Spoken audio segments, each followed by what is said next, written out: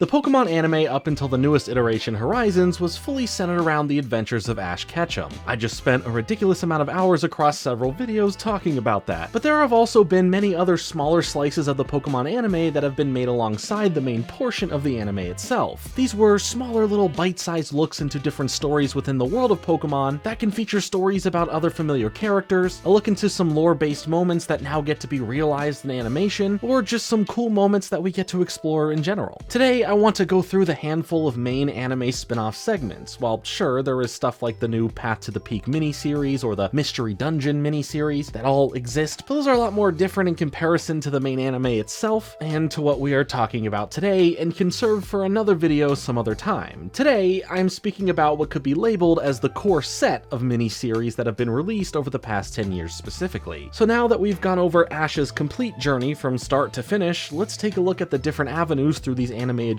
story segments Pokemon wanted to bring to life through this animated medium.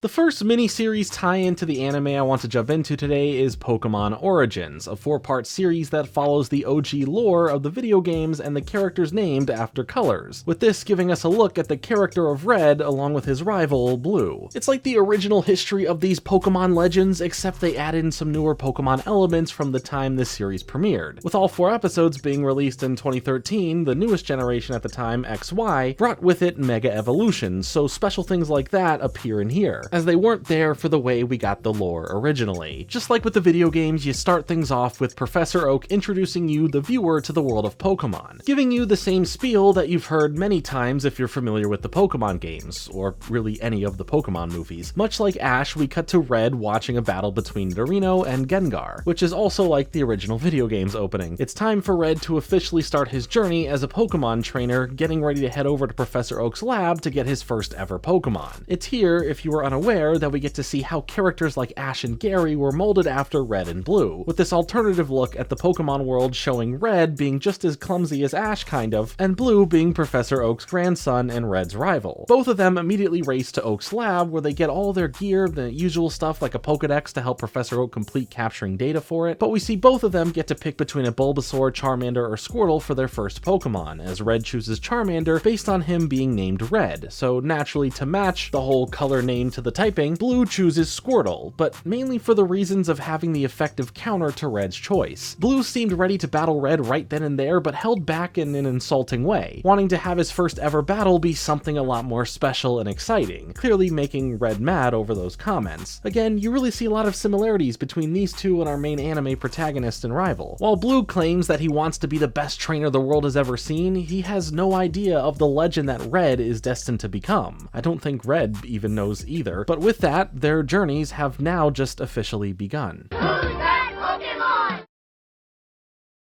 It's Mr. Mime! Mr. Mime! Red immediately starts battling and trying to capture Pokemon, like a Pidgey, and fails. But hey, he does capture a Rattata, so there's that. Through his continuation of traveling and trying to capture Pokemon, he ends up capturing a Pidgey after all, along with a Spearow and even a Caterpie. You know, all the basics you'd expect during the first stretch of your journey in the Kanto region. He even tries capturing a Nidoran that this other trainer owned, but that whole mishap is cleared up pretty fast as he goes off to find his own as we eventually arrive in Viridian City, where Blue returns to actually challenge Red now. Red, however, is all about the exploration of the Pokemon world more so than making his Pokemon the strongest out there, with Blue taking it as him trying to back out of a challenge. Red eventually gets heated up enough towards Blue to accept the battle as Charmander and Squirtle get sent out to face each other. The battle between the two starters is fairly fierce as they go back and forth, with Charmander taking some pretty big hits from Squirtle, as Charmander's flame starts slowly going out. Red gets extremely worried over this and withdraws Charmander back before anything worse can happen, with Blue just laughing in his face about the whole battle, telling him to just go back home. However, this whole battle is being watched by someone in secret, who reveals himself to Red as Brock, the first gym leader in the region. Brock ends up mentoring Red and understanding how to align himself and Charmander better in battle. From wanting to get better and taking what Brock had to teach him to heart, Red claims that he will be challenging any trainer that he comes across. Brock points him to head to a Pokemon Center first to heal up Charmander, and that challenging gym leaders in the region will be the best way to truly gain the battle experience he now seeks. weeks. Red is a bit in his own head over everything, getting his Pokemon healed and now trying to be ready for what this first gym in Pewter City has in store for him. Upon arriving at the gym, he is looked down upon with others around, thinking that he is not ready for a fight, especially one like this, being such a new trainer. But Brock appears to back up Red as Brock reveals to Red that he is in fact the gym leader. Their battle together consists of Brock only using 2 Pokemon for the fight, with Geodude being sent out first, with Charmander stepping up to the plate. This first part of the battle serves as a learning lesson about tight matchups for Red, with Geodude being the ace side in the fight, with Red now switching out to his Nidoran to take on Geodude and actually defeat it. Brock's second Pokemon is of course his Onix, and Red's Nidoran gets knocked out not too long into their confrontation. Now Red decides to send out Spearow, who also gets knocked out very fast, and same goes for Rattata next, sending out his now evolved from Caterpie Metapod, who surprisingly starts putting up a fight using String Shot. But of course, Onix overpowers the Cocoon, defeating the Metapod. Charmander is back to face off against Onix now as Red's last hope for the gym battle, with Red starting to understand what battling is all about and how his connection to his Pokemon weaves together through it all. Even though Charmander is holding it together barely to stay in the fight, so is Onix, with the result of another attack from each causing Onix to officially faint. But not just because of Charmander, it was also thanks to Metapod's String Shot, having a small strand still lingering, hurting Onix without the rock snake realizing it. Red not only receives his first gym badge, but a lesson in understanding his bond with his Pokemon, with Brock being a great mentor to help him realize so much more than where his Pokemon worldview was at. We cut back to Oak, who speaks with one of his assistants when questioned about having Red be chosen for such a task with the Pokedex, as Oak believes in Red to have this never giving up attitude, but will always have the compassion for others as well as Pokemon to truly become a strong and well-rounded person and Pokemon trainer. The initial episode takes a much more serious approach to the origins of the exciting world of Pokemon, but still keeping the charm of what makes it so special. The next part though gets a bit more emotional, dealing with one of my favorite Pokemon, Cubone. Through the period of time passing, Red has captured some new Pokemon, trained with his core Pokemon, faced many challenges from trainers to gym leaders, got himself a bike, and his Charmander is now a Charmeleon. And he now finds himself in Lavender Town, the spookiest place of them all in the Kanto region. Red overhears about how haunted the tower in the town is, as it serves as the graveyard for Pokemon, even noticing that some things may not be too normal about the whole town in general when it comes to the supernatural. Before Red ventures to the tower itself, he heads over to the Pokemon house, where volunteers work to help serve any abandoned Pokemon or those who no longer have their parent Pokemon in the wild to help take care of them. This place was established by a person named Mr. Fuji, in which there is a special young Cubone there that is only ever happy around him. Red learns why this is, as it's thanks to Team Rocket trying to capture it while its mother Marowak jumped in to protect Cubone so it can get away to safety, as the grunts then seemingly killed the Marowak. Mr. Fuji personally was the one to find Cubone, and since then the two have a special connection, and when he's not around, Cubone isn't happy. The problem now though is that Team Rocket has taken over the Pokemon Tower, with Mr. Fuji going there to get them to leave, but since he left to do so, he hasn't returned. Red is determined to head over there and help out in the situation, as Blue hears all of this and thinks that he can do the same thing and be given the credit as a hero for helping out before Red can. The grunts at the tower are all a bit freaked out over the existence of real ghosts in general, not just your average ghost type Pokemon, which exist, but the spirits of the deceased Pokemon potentially being around them as well. One of the grunts isn't as scared though, as they are the one that killed Marowak. Red and Blue are both making their way through the tower now, as Blue ends up running into a ghost and getting scared, resulting in Team Rocket knowing something is up as the main grunt goes to check it out. Blue eventually runs into Red now in his scared panic, as the ghost has followed them, but Red stays calm and would rather stay and fend it off than run away. Charmeleon starts taking on the ghost, but nothing is really connecting here, while Blue gets cornered by the Team Rocket grunt, choosing to send out his Wartortle to battle. Cubone is also now in pursuit towards the tower, since he Tommy Pickles his way out of the playpen at the Pokemon house and is being drawn to the tower, with the volunteer now chasing after him. Blue ends up working alongside Red in the heat of the moment, defeating the grunt and taking their Sylph Scope device, which is used to identify ghosts themselves, and gives it to Red, as we now see that the ghost happens to be the Marowak that the grunt had killed previously. Marowak was trying to warn Red and Blue from continuing through the tower, with Team Rocket infesting the higher floors. At this moment, Cubone comes running in, screaming in both joy and pain of seeing their mother, as the two get to briefly reunite, with the ghost of Marowak only remaining there, as their one task left on this plane of existence was not finished, and that was making sure her son, Cubone, was okay and safe. They get to share in an embrace as she emotionally fades into the afterlife, giving both her spirit closure and Cubone the chance to understand his mother's death fully. Blue ends up letting Red continue on here as he heads out, with Red confronting confronting more of Team Rocket, giving them the device back and telling them to leave, causing a battle to happen where Red shows off his new Jolteon, who faces off against a Coughing, to which Cubone decides to help out, throwing his bone around to clear up the smog from Coughing so Jolteon can land a clear hit and defeat it. Team Rocket then quickly skedaddles, as now we get to the top floor where Mr. Fuji is found tied up, as he was held hostage for a while by Team Rocket, with him now learning that Marowak can finally rest in peace while Cubone can still be happy thanks to all of that and having Mr. Fuji back. Later on, as a thank you for the help, Mr. Fuji gives Red some items like a Pokeflute and some mysterious stones that may just prove helpful for Red's journey going forward. Cubone starts showing his happy side to everyone around him, fully embracing having closure and feeling more comfortable in his living situation, as Red says goodbye and heads out for more adventures. I love this episode specifically for how it deals with grief, and sure, with it being focused on Cubone, that elevates it quite a bit for me, but in general, I think how this episode handles, represents, and respects dealing with the loss of a loved one is great. Not just with it being a Pokemon's death, but for what it represents. Also, even if it was circumstantial, seeing Red and Blue come together briefly was nice for how their rivalry plays out. They are still at odds, but Blue still backs up Red and helps out a bit before he leaves the rest up to him. And it's so nice to actually revisit this kind of Pokemon content, which is something not new to the channel. I've made a lot of Pokemon content online, have a Pokemon-based podcast, and have been a collector of all things Pokemon for my entire life. So if you couldn't tell,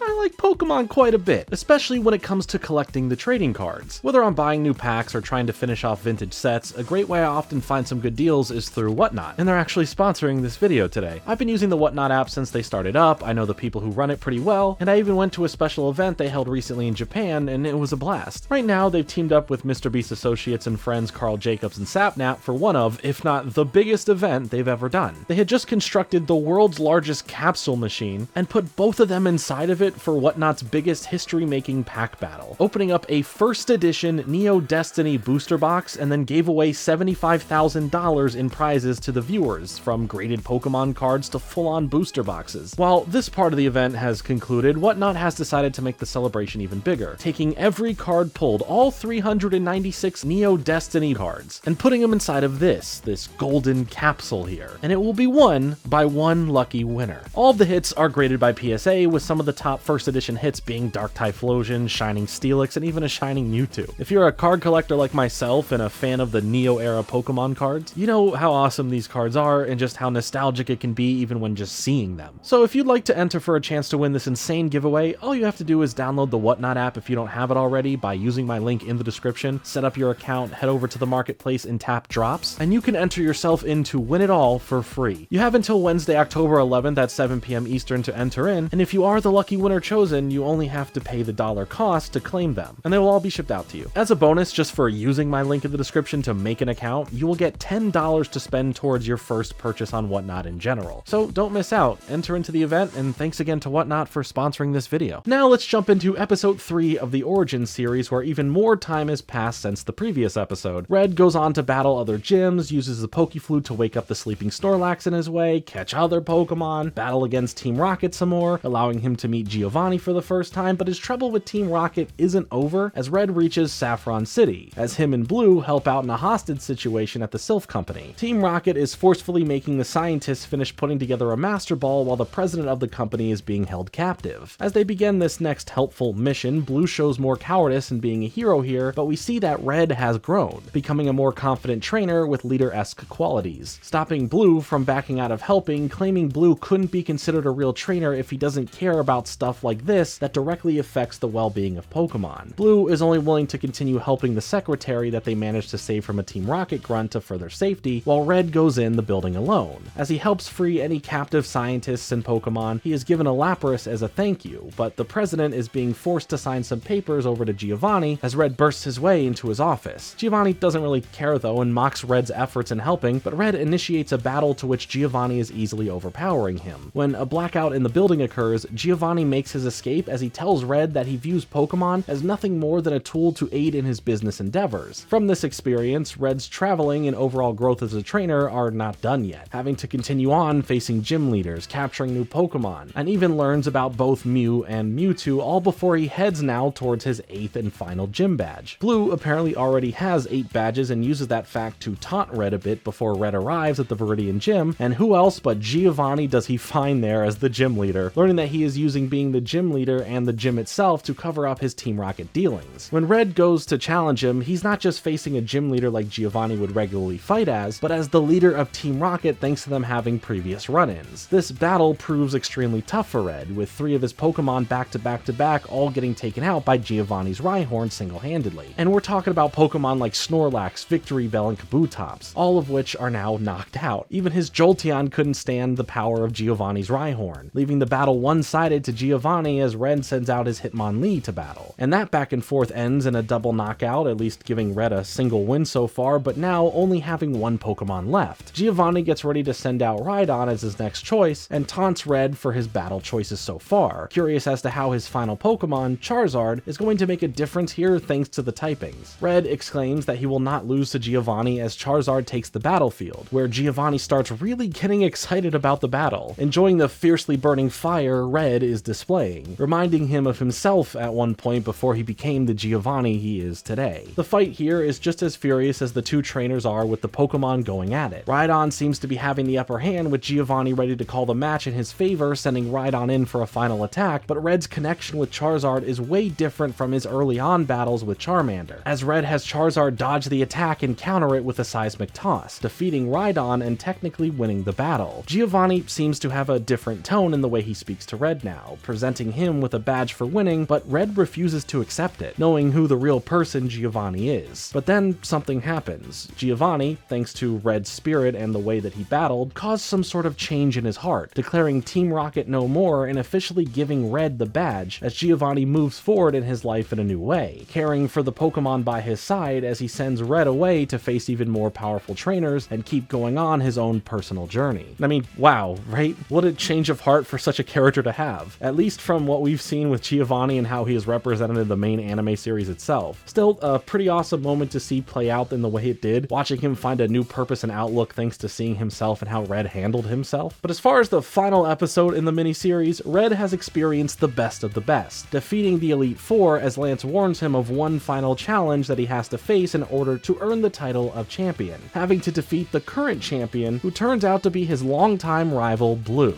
Blue claims to be the best and most powerful Pokemon trainer in the world, and has been preparing for this inevitable battle with Red. Back and forth, they defeat each other's Pokemon, leading to each other having their final Pokemon be their fully evolved starters, with Red's Charizard facing off against Blue's Blastoise, ready to settle everything in a battle just like how they originally started out on their journeys. This matchup is the matchup to watch, as both Pokemon here at their prime for the battle, ready to face each other again and not holding back from giving it their all. Red, though, surprises Blue with how well connected he and his Pokemon are, defying the odds with Charizard ultimately defeating Blastoise in battle, making Red the new league champion. Professor Oak shows up to congratulate Red on defeating Blue, and School's reluctant to understand why they lost Blue in the reasons that he did lose. Blue calls it a fluke, but Oak says it wasn't, and he doesn't treat his Pokemon with the love a truly strong trainer should, and not having the trust needed back and forth between trainer and Pokemon to be strong enough to win. Red then gets the Hall of Fame treatment, recording down his name as a victor, getting a photo taken with his Pokemon, as Red promises to respect the title that he has earned himself. But now there is still work left to do, and that's completing the Pokedex for Oak, as Red sets out for what's left for him to discover. Red ends up meeting, defeating, and capturing the legendary birds of the region Articuno, Zapdos, and Moltres, before returning home to Palatown only to find a hurt Blue laying in bandages getting some rest, with Oak by his side watching over him. Red is told by Oak about some mysterious wild Pokemon at the cave near Cerulean City, causing this to happen to Blue when he went off to face it. Red has already captured 149 Pokemon for the Pokedex, making Oak grateful for helping him complete this goal to help further understand and provide information about all of the region's Pokemon. But the only information Red is able to get from Blue and Oak about the Pokemon that he may be facing off against in the cave is that it is some sort of psychic Pokemon, claiming that it must be some unknown species, giving room in the dex to now reach 150 Pokemon. Blue warns Red not to go, fearing he will end up like him, but Red is determined to find this Pokemon and capture it. As Red prepares to venture out, Mr. Fuji is made aware of what happened to Blue through the grapevine of information, and utters that whatever was in this cave was still out there. Remember those stones he actually gave to Red? Well, now they will actually come into play here shortly, as Oak brings them up, and Red explains that Mr. Fuji gave them to him as he heads out now to think over what happened to Blue before he has a realization about it all, going back to the professor to theorize that the mysterious Pokemon may be one of the Pokemon he read about, Mewtwo. Oak brings up that the information he read about Mew and Mewtwo could have been from Mr. Fuji at a time where he was researching those Pokemon. Apparently, Mr. Fuji used to be a big-time researcher who was stripped from his duties when it seemed he was playing God, using the discovery of a new species of Pokemon to help create another new and more powerful Pokemon altogether. Oak also explains more about the mysterious stones to Red, claiming that there is some sort of energy flow between them and that one should be given to Charizard while Red should hold on to the other, as Oak tries to call back to Mr. Fuji's work in researching these stones back some time ago. Red does so with the stones and heads out towards the cave to find the potential Mewtwo. As he makes his way through the cave and eventually arrives at the furthest point of it, he sees Mewtwo there in the flesh, and no matter what Pokemon on Red's team get sent out to fight, they all end up easily defeated, leaving Red with one final choice, and that's his Charizard. As this part of the battle starts, Mr. Fuji starts exposition dumping all about what the stones specifically are, and explaining that there's a certain bond between a trainer and their Pokemon that causes them to actually work, and if that special bond criteria is met, the power from the stones will help unlock an even greater level of power for the Pokemon, a Mega Evolution. As at the same time, during the Charizard and Mewtwo battle, Red's Charizard Mega evolves into Mega Charizard X, showing off the black and blue design and unlocking a more powerful level of fighting for this battle. Now the battle isn't so one-sided, allowing Charizard to unleash some really powerful attacks and damage, while Mewtwo continues to get more and more weak. Red's connection to Charizard is very strong, as he feels just how much they've grown together on their journeys and what they've accomplished thus far. With Mewtwo severely weakened, Red has Charizard going for another Mega Punch, hitting directly into Mewtwo as Red then throws an Ultra Ball at it to try and capture it for good. After the suspense of knowing if the catch was successful or not, it's revealed that Mewtwo was indeed captured, with Red pulling off what Blue couldn't. They take a moment to celebrate their victory before heading back to see the professor, and once they do, it turns into a complete celebration all around. Blue is still salty about both losing the champion title and not capturing Mewtwo, more specifically because Red was the one that defeated him and captured Mewtwo. But then again, Mew is still out there, right? So who will be the one to capture it? Red exclaims that he will be the one to do so as Mew was listening from not far away before playfully disappearing, as the adventure for Red and Blue may not completely be over. Pokemon number 151 is still out there. And that's the Pokemon Origins miniseries, a much grittier but still extremely emotional and charming look into the Pokemon world, giving us a fresh look into the Kanto region in a way that represents the legend of Red, and by extension Blue, that mirrors a lot of what the original game and the remakes held, plus a little bit of some, for the time, current-gen Mega Evolution. It's a fun little series that I really enjoyed. The Cubone Focus episode really holds a special place in my heart, and I'm glad that after this series, Pokemon decided to jump into other stories within the Pokemon world that focus on other trainers, gym leaders, lore, and legends in a really fun way. So let's take a look at the next mini-series, shall we? Who's that Pokemon?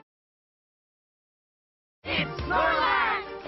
Pokemon Generations is an interesting little mini-series, and you know, I don't know if little or mini fully fit the description, as this series has 18 episodes in it, but they are all only between like 3 and 5 minutes each on average, as they offer a look into certain moments from the series, both from what we know and have seen in the anime, but mostly through an adjacent form, giving us a different look at some familiar events, and just pretty much tying itself into the Origins series a bit, filling in some gaps from there. Coming out in 2016, the series starts off with an episode that feels more like a nostalgic montage that opens up with the Game Boy turning on, opening up a save and battling a Pikachu until you capture it, as it transitions to Red picking up the Pokeball, showcasing a fun montage of his journeys with Pikachu throughout the Kanto region and way beyond. This just expands on the journey that Red goes on, having him in the Johto region, the Hoenn region, the Sinnoh region, the Unova region, and the Kalos region. What it does establish is a fun intro for the Generation series in general. It gives us a cool and fun look throughout these visuals that have both a really intense battle aesthetic, but also not being afraid to have some more comedic moments sprinkled in. It shows off some iconic locations as well as some awesome legendary Pokemon. It's a great time all around, but as far as anything more than that, it just serves as a fun celebration of Pokemon. And similar to the other series, I like that it kind of keeps a little bit of that Game Boy aesthetic in there to enter us into the series. The next episode ties into the events sometime after Red defeats Giovanni, and he apparently turns a new leaf, seemingly disbanding Team Rocket and going MIA. This brings in the character of Looker and the whole of the international police, as they always have some investigation going on into the different evil organizations throughout Pokemon's history. But here they are looking into Team Rocket and their boss Giovanni. The international police launch a raid on the Celadon City Game Corner to lead them deeper into Team Rocket's different plots, tying their next mission in with the Sylph Company, as all this does is lead them into another raid, and this time it's on the Viridian City Gym as they try and capture Giovanni, but he's already gone. The police are weary though when rumblings that Team Rocket was disbanded keep bubbling up. But what is the real story here? That's for them to solve, but not for this episode. The dialogue and the setup here feels so different from other Pokemon media. It feels like a real mystery thriller with suspense and tension-filled moments. I just think it's cool seeing how Pokemon are implemented into different jobs in the world in which they've established here, and this episode does more of that for some good world building overall. The next episode I remember vividly thanks to seeing it play twice, funny enough, in front of a screening of the Pokemon movie I Choose You when I saw it in theaters, as it follows Blue in the moments where he becomes the league champion before Red dethroned him instantly. This gives us a really fun look into the Elite Four here preparing to deal with Blue as a powerful challenger, and how he defeats them one by one, getting a chance to take the throne in the champions room as the doors shortly open and Red comes through them. It's cool that they gave Blue more of a showcase here into his battling style and how he actually won those matches, even if we know the outcome that happens when Red faces off against him right then and there, you know, because we saw it in the Origins series. The next episode brings us a different timeline look at the Lake of Rage incident, where Lance is here dealing with the mystery of the Red Gyarados and how it was forced to evolve thanks to something that Team Rocket potentially has done, as he starts infiltrating a secret headquarters that belongs to Team Rocket, where he then runs into another protagonist that you can play as in the second generation of the Pokemon games, Ethan. Lance has to mainly deal with grunts getting in his way while he tries to understand how or why Team Rocket is behind this if the rumors of them disbanding are indeed true. Once Lance and Ethan find the source of the radio waves causing all the problems, they have to deal with a higher team member Rocket, destroy the machine, and free the Electrode that were forced to make it operational. After they leave, Lance stares at the Red Gyarados, who is now in a more calm state, and watches it go freely back into the depths, where it can live peacefully and not in harm of the radio waves emitted from Team Rocket's doings. It's cool to see this alternate take on the situation, where in the anime Ash is involved and Lance ends up having to catch the Red Gyarados to calm it down. The next episode deals with the rival character Silver from the second generation of games, as he crosses paths with Looker. Looker asks Silver if he is the son of Giovanni, but Silver tries to get out of the conversation, saying he wants no part of the discussion. Looker tries to explain that through some recent events in Goldenrod City, where over the radio Team Rocket was apparently announcing their return 3 years after Giovanni went missing, as they are looking for him to return as well. And Looker wants Silver to help out in some way, as they are worried Giovanni is in the shadows plotting some sort of return. Silver confirms to Looker that he has seen his dad, but the last time was also 3 years ago when Giovanni lost to Red, and he still had something planned for Team Rocket, but went by the lesson of not being able to move forward without accepting defeat, heading out for some alone time. Apparently, Giovanni may still be the same old Giovanni after all, claiming to make the organization a much stronger and more unified team one day. From there, Silver ran away, vowing to not be like his father and going on his own journey to find what strength can mean to him. Silver can no longer be bothered by his past or his father's business right now, as he is heading off to challenge the Elite Four, and Looker asks Silver if he does find out any more information about his father to let him know, but he makes no promises to do so, claiming this to be Looker's job, not his. I loved this little moment here, getting more about how Giovanni operates, but even doing so as a father, and how his kid deals with a father who he now wants nothing to do with, paving his own journey forward, not willing to help out and looking with Looker for him. As far as the next episode, it brings us to Ecruteak City in the Johto region, where Yucine visits the Brass Tower, or what's left of it. His own path is to find Suicune again, and doing research where the origins of the legendary beast came from is a good place to enter into the story. Through this, we get to recount the legend of what happened on one fateful night that brought forth the legendary beasts. When the tower burnt down from a bolt of lightning, it apparently trapped 3 Pokemon inside, as they would perish because of it. But when the fire was put out thanks to some rain, Ho-Oh's appearance, accompanied by a rainbow, entered into the picture, where then the legendary beasts were brought back to life in these new forms of Raikou, Entei, and of course, the Pokemon Yucine is looking for to see in person once again, Suicune. The people who witnessed this at the time, however, didn't see this as a miracle, but rather something to be feared. A Pokemon with the power to revive life, and the unknown of what the beasts are therefore or capable of caused them to retaliate against them, which in turn caused the beasts and Ho-Oh to leave and never return to the city in fear of the people that lived there. Yucine, though, continues forth to the highest floor left in the tower, as he believes that they will return if they know that they can trust the people living there now. He wants to show them that it's okay to trust again and to come come back as he finally gets a chance encounter with Suicune face to face right then and there. And while he's excited over this, he tries approaching the beast, but then it decides to run off. As he now exits the tower, a rainbow wing descends from the sky, and to him, this is a sign that maybe soon they all may just return. This is a more disconnected episode of the series in terms of anything that has to do with Giovanni or Red and Blue, but it's a great look into one of the best bits of lore in Pokemon. And in general, a lot of these upcoming episodes here are kind of going to be just little looks into side things as well. The next episode is about Team Magma, checking back in with them, but in an Elseworld-like video game adjacent universe of the Pokemon world. Here, Brendan, the character you can play as in the third generation of the video games, is infiltrating a Team Magma base where he fights his way through using his Sceptile. While higher-ups at Team Magma have to deal with this, they also are trying to complete their plans to break through the seafloor cavern and find Groudon. With this mission starting and now having this intruder, two members of Team Magma, Courtney and Maxie, say their goodbyes before splitting up, with Maxie heading out with Tabitha towards Groudon in a submarine, and Courtney staying behind to fight Brendan. They plan on seeing each other once again after this is all over for both of their responsibilities here, and honestly, it's just really sweet. As the submarine prepares to leave though, Courtney is haunted by a vision of Groudon in his primal form destroying the world and all of Team Magma with a solar beam, but doesn't let it distract her when confronting Brendan before the episode ends. Now, this episode goes in tandem with the next episode, where Team Aqua deals with going after Kyogre, reaching the seafloor cavern where the legendary Pokemon resides, bringing forth the blue orb to control the beast to do the biddings of Archie. Shelly, though, is concerned, warning him not to do this as she is worried what the destructive power of Kyogre in its primal state could bring. But it's too late as Archie goes through with it, bringing forth primal Kyogre as it begins sending the world into turmoil, as it now has the power to sink all of the land around. When Archie returns to the surface with Shelly in their submarine, their plans backfire immediately as primal Kyogre cannot be controlled, turning on Archie and flying toward them to where it would probably kill them, but we don't know. It just freeze frames and ends there. A pretty legit dark ending and a good look at the reverse of what happened in the previous episode, as that was only a vision or possibly just a premonition of what could happen, at least for Team Magma's sake. I can't speak for what happened to Team Aqua here. They might just be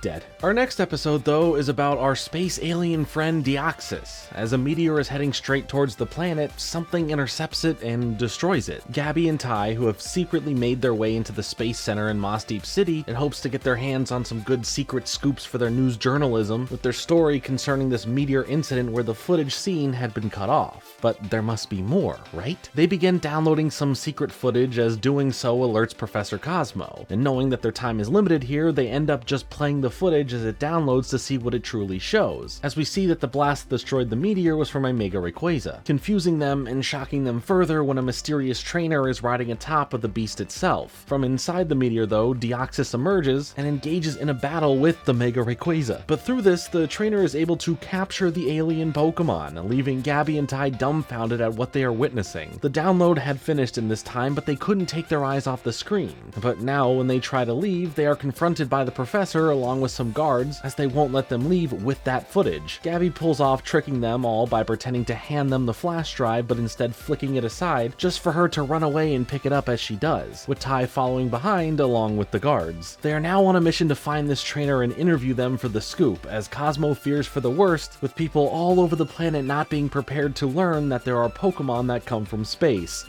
Just wait till they find out about Ultra Beasts, am I right? To make things a bit lighter and somewhat spookier for the season, the next episode follows Cheryl along with her Chansey, as they make their way through the Eterna Forest as it begins to get pretty dark out. They come across the old chateau, and they decide to head inside and plan to spend the night there, so they aren't just out in the woods. Inside though, things may not be much better. Luckily, a butler greets them, offering them to stay, treats them with some nice food that ends up being no better than some holographic meatloaf, as they receive nothing on their plates, despite the spread of food there. But these are some good-natured characters, so they play along and eat nothing, but still act thankful. Afterwards, they are being brought to their room, but then the butler has seemed to have vanished, only to reappear right behind them and turn into a pile of goo. The vibes are no longer good, as scary noises and laughter fill the air, with crazy bursts of bad weather filling the halls that fastly make their way towards Cheryl and Chansey as they freak out and begin to run away, but quickly get captured and engulfed in the darkness. Luckily, they both wake up on the couch unharmed, only to see that the old chateau was truly never what it was, but rather this fallen apart, old, abandoned building. They find a note left for them, as then they see the ghost of a little girl who remains on the premises, causing them to scream scream in pure terror as the episode ends. A fun little spooky episode where joyous characters get put through unnecessary torture, and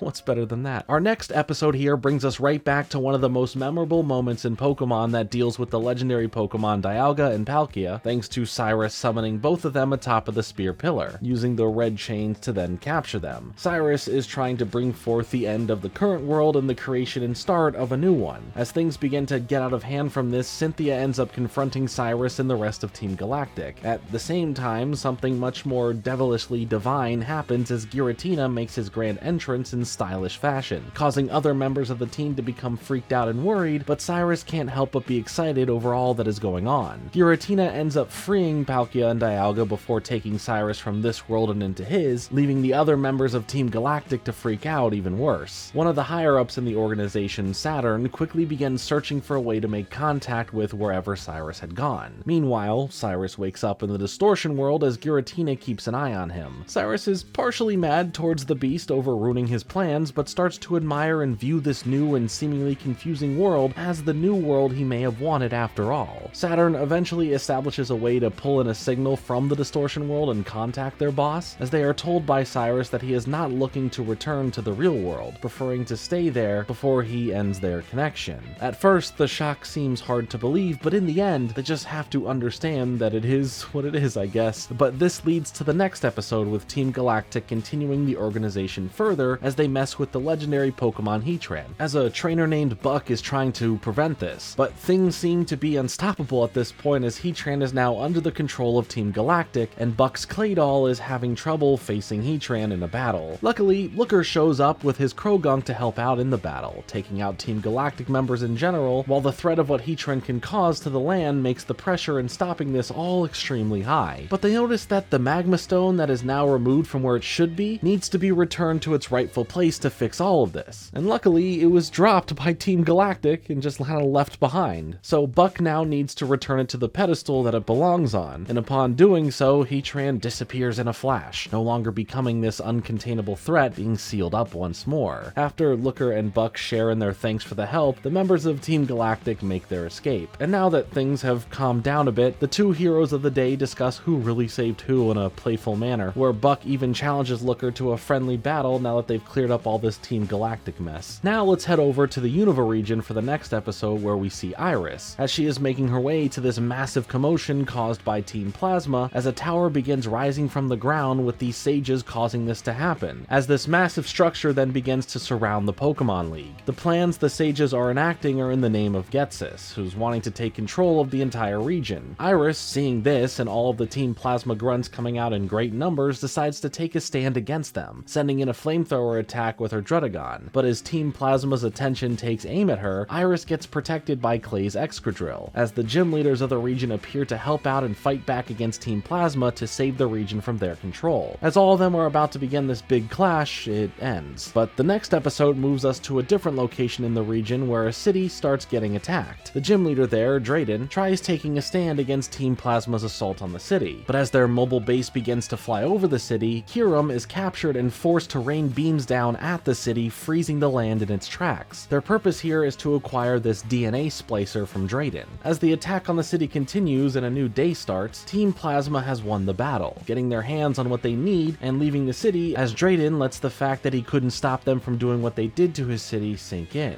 But our Team Plasma troubles aren't over yet, as the next episode has Getsis controlling Kyurem from this frozen chasm, having him freeze further parts of the land, but someone comes to confront him, as En and Reshiram appear to stop Getsis and save Kyurem from his control. Getsis starts using the power of the DNA splicer, as Kyurem's powers are used to try and capture Reshiram, as the dragon reverts into the Lightstone form, but Kyurem absorbs this, forcing the fusion of both Kyurem and Reshiram to bring forth White Kyurem. Getsis berates En for not sticking with Team Plasma and their plans, sending in White Kyurem to turn En into an icicle. With En feeling the trapped voice of Reshiram, he knows that there is still a way to save the Pokemon, but their battle of words and ideals don't get anywhere, and En is in danger here. That is, until the character that you can play as in the 5th generation of games, Hilbert, comes along, riding on the other legendary dragon of the region, Zekrom, as a standoff from both sides begins. However, the episode ends, so there's that. The next episode moves us over to the Kalos region, where Lysander is holding a press conference to show off all the technology that he has been developing, showing off this holocaster device that can create these realistic holograms. After this, Lysander meets with Diantha as they discuss some of their own views of the world and what beauty means, but Diantha is more focused on wanting to expand her roles in film, being in a wider range of different roles as she grows older, as Lysander remarks that he would destroy the world if it meant that the beauty in it would last. And these comments kind of catch her off guard a little bit, especially in the way in which he said them, but in good news, Lysander's new device is doing well in sales. Everyone wants a holocaster, especially as he uses the money from the sales to donate top-of-the-line medical supplies to Pokemon centers, wanting to just give back. Reporters tried to get him to comment on his good deeds, but he kindly refuses to speak on it further than he is just helping out where he can. And that is until one reporter asks him about something called Project Y, but still brushes that comment aside. Lysander is now dealing with the board of directors for his company, having to answer their questions when it comes to Project Y. Mainly, what is it? But all he mentions is that he still needs the funding to be approved for it, and he exits the meeting, heading over in a helicopter to a secret Team Flare base where Project Y gets revealed to the audience as something that has to do with the legendary Pokemon Yveltal, as Team Flare has captured the cocoon it resides in. Preparing for the moment the beast emerges from it, as Lysander vows the beautiful world will not fade away. But hey, look over here into the next episode. Looker's back. Looker, along with this Esper, try to confront a slick-dressed thief named Essentia, who hides their face with a special helmet. As Looker tries to get her to stop what she is doing, which is,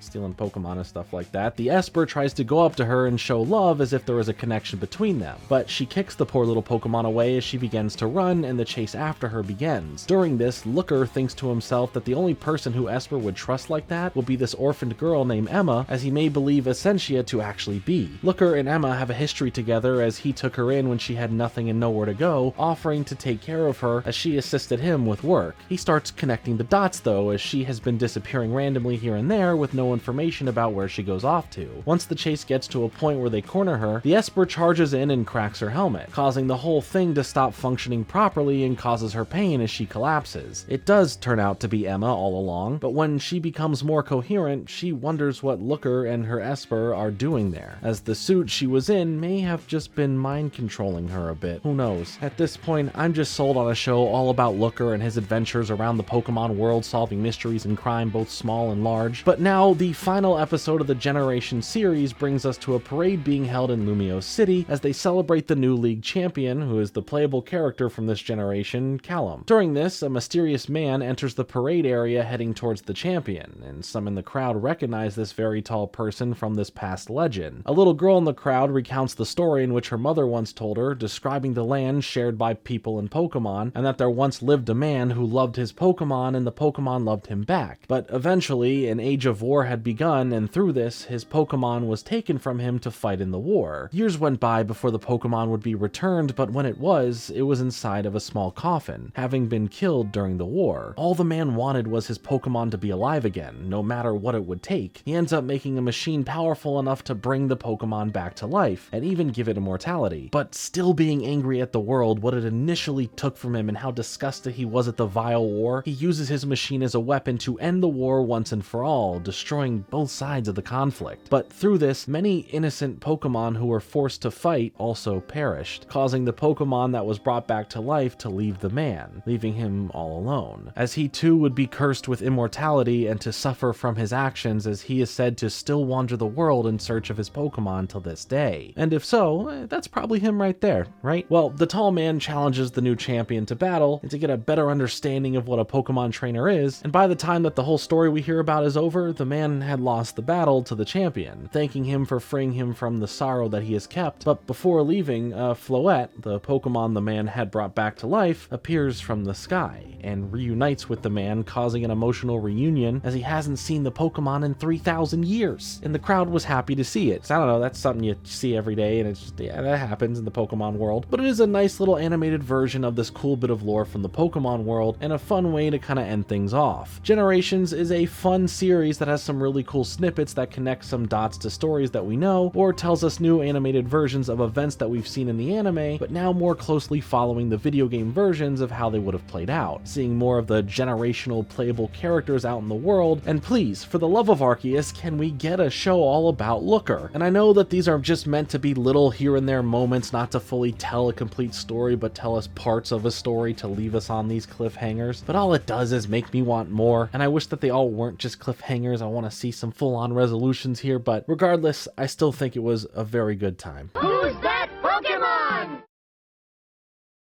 It's Abra!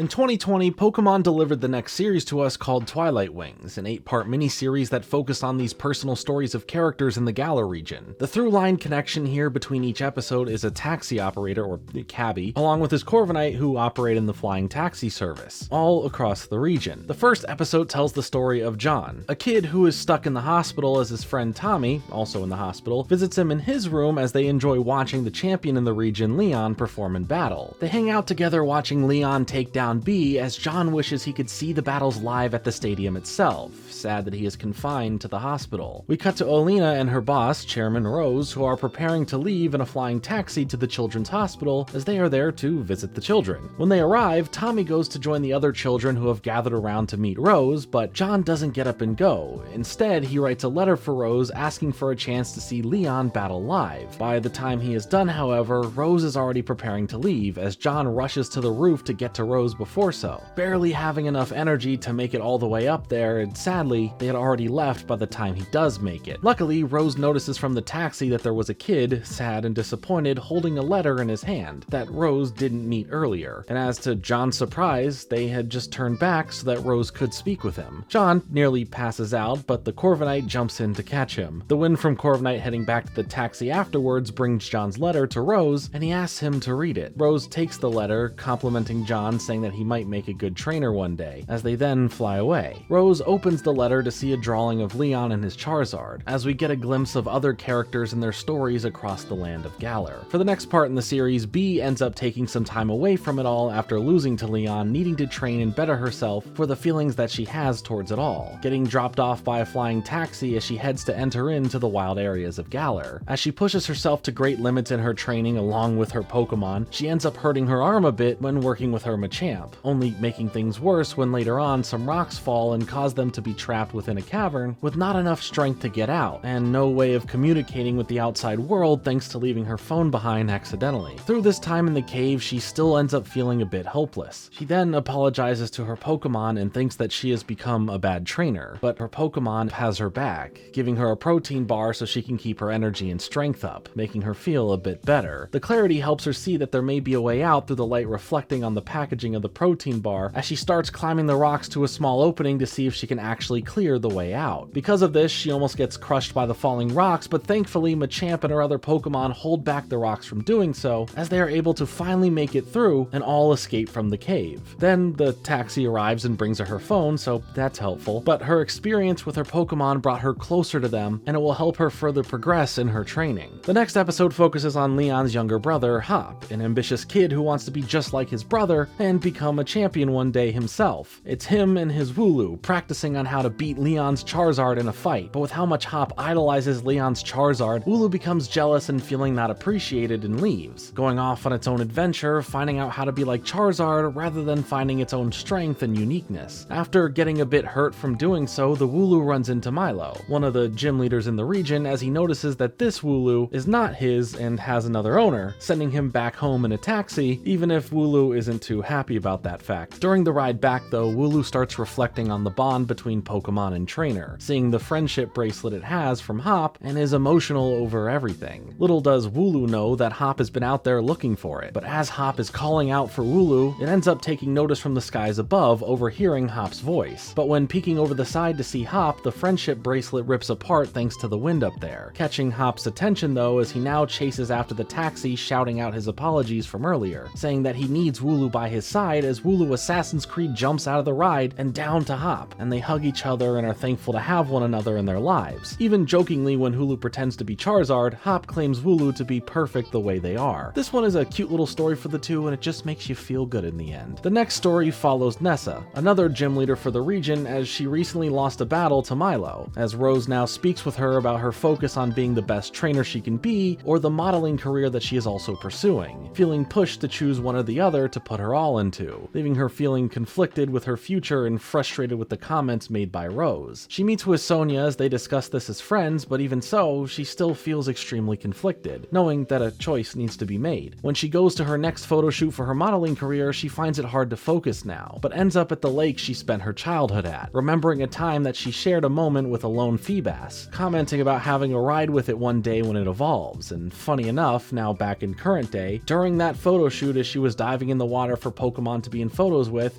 she ends up riding on the back of a Milotic, the evolved form of Feebas, as she thinks to herself from this experience that she needs to be like Milotic, a Pokemon as pretty as it is strong, showing the best of both worlds Nessa wants to belong to and not be checkmarked in one of either or. Before this moment, there hasn't been a sighting of a Milotic in this lake before, but Nessa comes to realize that this was the same Feebas from way back when, actually now giving her that ride after all. And thanks to this, she now has her mind clear, choosing to be in both worlds, being the best trainer that she can be and pursuing the heights of the modeling world, as she then gets in a flying taxi and heads out for her next battle. I think this one's a really fun one too. The next episode focuses on Alina's character, when she is reflecting back to when she first met and then started working with Rose, from her beginnings as a researcher to now being the vice president of the company Macrocosmos, filling her days managing many aspects of the business and essentially being there for Rose anytime he needs anything. And with so many things needing to be done, she now needs to head back to the office for something that came up that requires her attention later on into one of the nights she's working. Rose shows up and offers her a ride in the flying taxi service to get there, as he then speaks with her to see how she's doing. She keeps it about work, saying that everything with the business is fine and nothing is to be worried about, and Rose is a lot more laid back in the manner of how he speaks and carries himself compared to Alina's no-nonsense workflow. But he thinks she could honestly run the whole company on her own with how good she is at it. But she doesn't fully believe that, claiming that Rose has other responsibilities of his own for what his position is as well. Rose then takes a moment to thank her, feeling appreciative of her hard work that doubles as being his assistant, but she doesn't really take the compliment and only claims it to be her job, and she does what that requires, feeling that it doesn't need a thank you. The attention here shifts to a battle down below where two Gigantamax Pokemon are facing off. The taxi driver misspeaks and says that Dynamaxing is amazing, as Alina corrects him and explains in great detail the difference between the two. This makes Rose happy in a way that he knows how passionate she is in this field, and thinks back to when they first met, and how into her research on both phenomena she has always been. As the ride goes on, she admits that it's been a long day, but this episode was a cool look into the character Alina on a more personal level and the relationship she and Rose have. Now revisiting John and Tommy's story a bit, we enter in on Alistair, one of the gym leaders, as he sits in a cemetery just thinking while he looks towards the full moon. Tommy enters in, walking about the premises, with Alistair noticing this and getting scared away, as he hopes that the boy that he saw has left, but then Tommy appears behind him as Alistair gets freaked out for a moment, but Tommy asks Alistair if he can have a ticket to the champion battles. Alistair steps back as his ghost friends step in front to block Tommy away, leaving Tommy sad that if anyone could get him a ticket, he thought it would have been Alistair. Tommy persists though, trying to push past the ghost as he says it's for his friend John, who is sick and bound to stay in a hospital. Tommy pleads to Alistair about John's situation and what Rose said to him back in the first episode, but even in that request for a ticket from Rose, it was never fulfilled, or at least yet. Over this non-response, the two friends got into a fight, but before Tommy could make up with his friend, he got released from the hospital while John is still stuck there. All he wants is to get a ticket for him to see Leon and say he's sorry. When it seems he is getting nowhere, he begins to leave, with Alistair saying that he should just go apologize. He decides to go and do just that as Alistair tags along, taking a flying taxi over to the hospital where Tommy reunites with John after he is now recovering from a surgery that turned out successful. But in saying that, he still can't leave the hospital as they want to monitor it further in the meantime. Tommy cheers John up by telling him that he will make a great Pokemon trainer one day. Heck, together they will make the best pair out there. And now, after Tommy leaves as they seemingly made up, Alistair hangs out with Tommy as he gets thanked for his advice and pushed to go and just repair things. After the two shake hands to part ways, we see that Rose ends up handing Leon the letter from John. Maybe things are better than they seemed on the letter front. The next episode follows things up as John receives a letter but quickly falls asleep, only to be woken up and rushed into a flying taxi, getting to see the land of Galar from up in the sky as he is brought over to Leon, where the two end up talking, as Leon begins opening up about his concerns and worries for his next match. At the stadium, the rest of the kids from the hospital are brought there to watch the battle from a private room with Rose, as he doesn't show much concern when Alina is asking about Leon's whereabouts. The taxi driver lends Corviknight to Leon to make it to the stadium on time for his battle, as John John tells him he always wanted to watch him battle live. Leon takes John with him as they head to the stadium as fast as they can. And as they are approaching the stadium, Rose takes notice and sets up an entrance and a fun presentation for the crowd. And as Leon is revealed to make it here for the battle, the crowd goes wild, finally excited to see this anticipated matchup. He turns to John and asks if his dreams would be to just watch a battle or become a trainer one day. And before John can say anything, Leon gets down to his eye level and comments that they will have a battle the next time they meet, just knowing where John was going with his thoughts. Rayhan enters ready for his battle with Leon, and they jump right into it, and John is happy and confident with his goals of becoming a Pokemon trainer, getting to now watch his idol in action as the adventures of all who live in this region continue on, like both Victor and Gloria, the playable characters from the Sword and Shield games, making an appearance to get a ride from the flying taxi here. Now, technically, this was how the special miniseries ended, but they did create a special 8th episode after this. This one is more of a tie-in to the DLC that came out for the Sword and Shield games, as Leon is riding a flying taxi on his way over to the Isle of Armor, and this is sometime after losing his title of champion. And while he is at the Isle of Armor, Leon visits his old master named Mustard. They have a battle with one another as they reunite, as he then begins setting up the Galarian Star Tournament, heading out to give invites to strong trainers throughout Galar to come and participate in. Leon has now taken over the duties of running the Pokemon League in the region from Rose, finding a solid purpose in bringing trainers together for some fun competitive battles as he launches the start of the tournament back at the stadium, post the events of the anime itself. This series is more in line and tied into the journey Ash had gone on, but with him only kind of having this small little Easter egg cameo here, this series is great, and I think it serves as a great companion to the stories in Galar during the journey's anime, telling bit stories of cool characters in the region, both known and unknown to the main anime series themselves. Who's that Pokemon? It's Pokeball!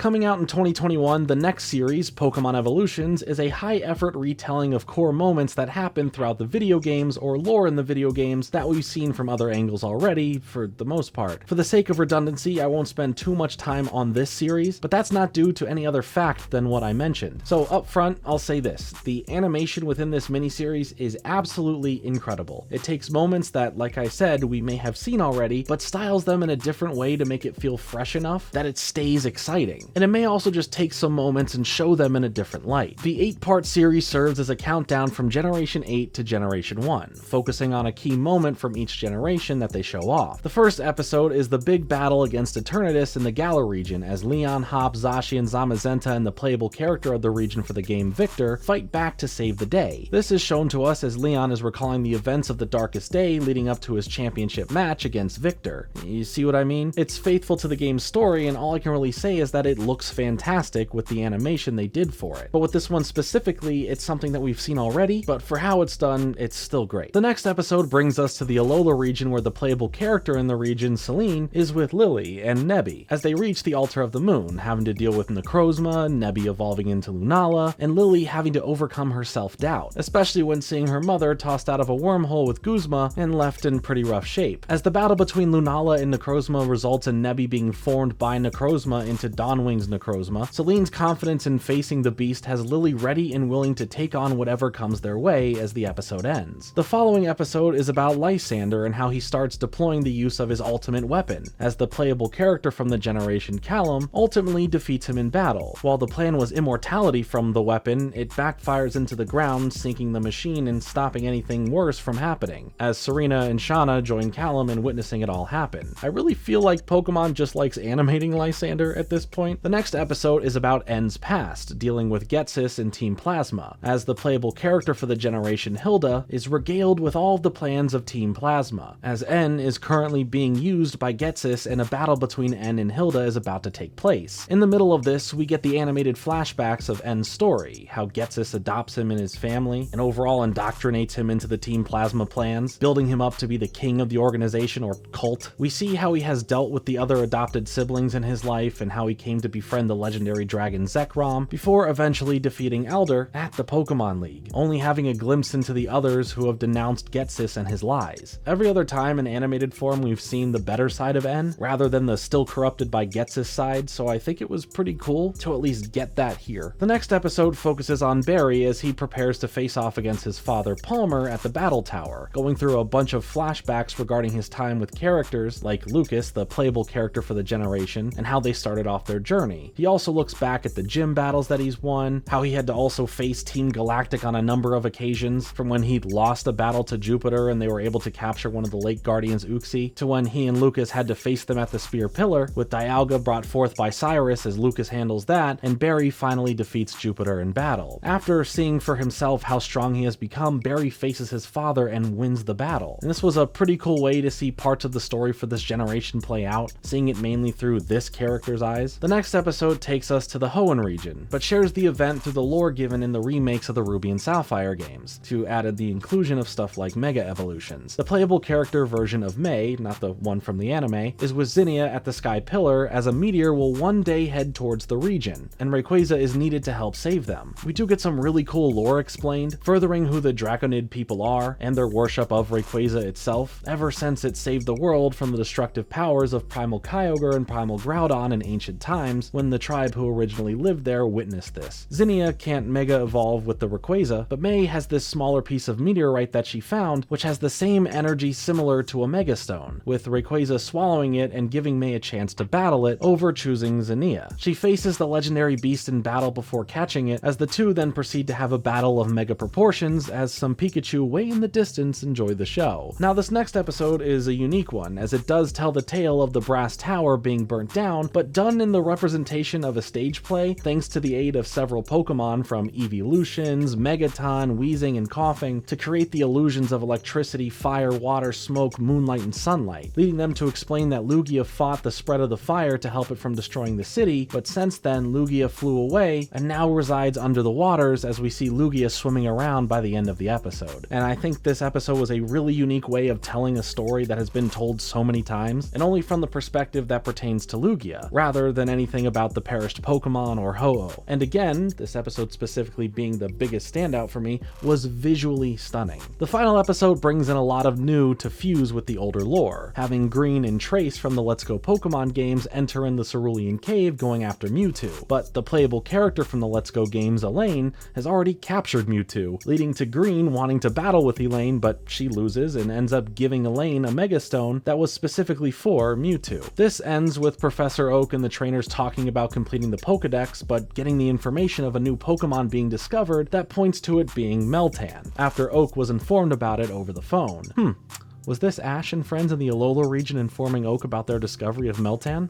Probably not. Just a cute little Easter egg though. But that's the end of the Evolution series. A very well animated, cool way to bring to life some fantastic lore or key moments mainly derived from the video game side of things. And I truly loved watching these episodes. The last series in the core line of spin-off shows is the 2022 3-episode special Hisuian Snow. It ties into the Pokemon Legends Arceus games by taking place in the distant past of the Hisui region. The first episode shows us a Zora that isn't moving, while a Zoroark howls into the night sky standing over it, as we then meet our main character for the series, Alec, who is on his way to the Hisui region to see his father as he hears that there are rumblings of a violent Pokemon in the woods nearby Jubilife Village, triggering a flashback for Alec to when he was younger and with his dad out in the forest itself as the day began turning into night. His father warns him of a menacing Zoroark that lives out there, and remember, this is a time where Pokemon were just attacking humans and Pokemon were mostly feared by many, so there are way more precautions when dealing with them. Some humans turn this fear into hunting the Pokemon back, as we see that Alec's father doesn't like Pokemon, thinking that they both shouldn't coexist. Later on, Alec ignores everything his father was saying, going after the source of a blue glow that caught his attention, to find out it was none other than a shiny Hisuian Zora. He puts on a Zoroark mask that he used to jump scare his father and others at inappropriate times to now try and blend in as a Pokemon himself. Zora, though, is frightened, just as much as the kid would be in the situation, so Alec tries to calmly show that he is a friend, but this only causes the frightened Zora to attack, and because of this, it sends them both tumbling down the hills in the forest and off of a cliff, leaving you on a real cliffhanger until the next episode. Picking back up from there, Alec snaps out of this frightening dream as he finds himself safe, having landed in the snow with the Zora still with him but not fully trusting him just yet. And while they are safe from the waters below, they are stuck on a ledge on the side of a cliff. With Alec's leg hurt from the fall, the two of them notice a purplish glow somewhere else in the woods, as they share in a moment of silence before they plan to climb out of there. Zora is able to make it out, but Alex isn't able to because of his leg, now being left alone as night comes back around. But then some leeks get dropped down to Alec, with Zora returning after gathering them, helping then get the juices out of the leeks to then drop on Alex's leg to bring it back to full health. In return, Alec cleans up Zora from being all dirty, and they finally start to truly bond. After being able to make their way to safety and head back to where his father was, they eventually run into each other as they embrace in a hug, but the moment gets a bit spoiled when his father freaks out over Zora. During this, a bunch of purplish glowing specters appear, as this was the result of a Zoroark looking for their child Zora, as they now reunite, putting out the father's torch and then disappearing into the night. After this, the father and son make their way back to the camp as we end the flashback with Alec on a boat still, right when they are about to arrive in the region. Before the episode ends though, we do see a space-time distortion occur that brings forth an Alpha Garchomp, which is a more powerful and larger version of the Pokemon, as it begins to go on a rampage in the woods with many Pokemon fleeing the area because of it. For the final episode, Alec reunites with his father, but it's not the most loving reunion you'd think, but rather a questioning of why he'd return. Alec explains that he wants to go and find some more of those leeks for medicine in the different areas of the region, as he has a goal of becoming a doctor, but his father doesn't approve of his choices. While in the village, Alec watches from the top of the gates with the character named Silene as they see the space-time distortion from a distance. When a Rufflet comes flying in from that direction and is visibly injured, Alec rushes out to go and help it, heading out of the gates with everyone else too scared to do so, shutting them behind Alec. After this, Alec tries to convince the leaders of the town to let him go venture out there, but they strongly refuse to do so. While there may be injured Pokemon out in the wild, that's the will of the wild and humans have no good reasons to aid in these situations, is the argument presented. Silene, however, wants to send Alec out there in order to study what these space-time distortions truly are, and for the purposes of knowledge to keep the people in the village safe. So they all finally agree and an expedition is going to be set. Alec speaks with his dad again before leaving, but he still doesn't get why his son would want to go help Pokemon. Why does he care about them at all? Alec tries his best to explain further, but regardless, his father just kind of ignores it, but still gives him some new snow sandals, and he intends to also join in on the expedition with Alec and the others. Not far into it, Alec rushes in to help Snover that is injured, even if the larger and more frightening Abomasnow stand guard over it, while the other humans watch in shock of him doing so. It seems though as if the Abomasnow were going to attack the humans, but it was in the efforts of stopping the Alpha Garchomp from doing so, as it tried to catch them by surprise. As Alex and Silene begin to then bring the Snover to a safe spot, they begin to argue over how they can even possibly bring Snover back for safety. As the fight between the Pokemon continues, Alec's father brings over a sled to help them get Snover out of the distortion area, but Alec gets confronted by the Garchomp, and luckily something catches its eye.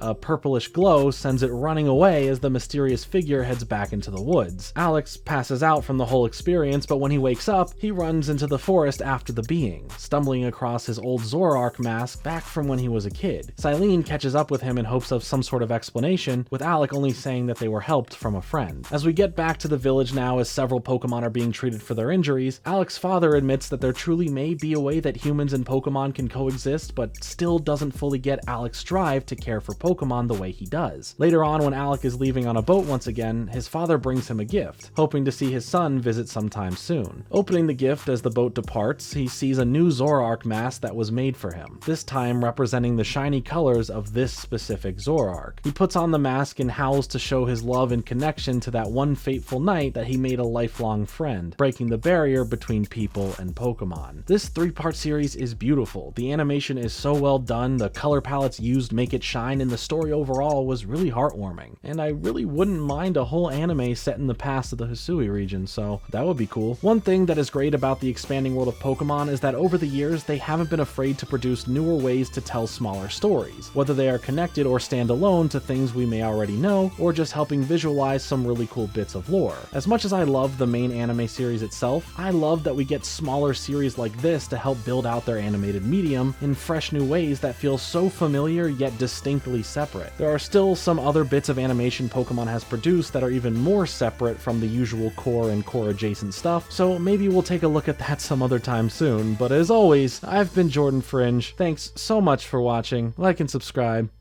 Later.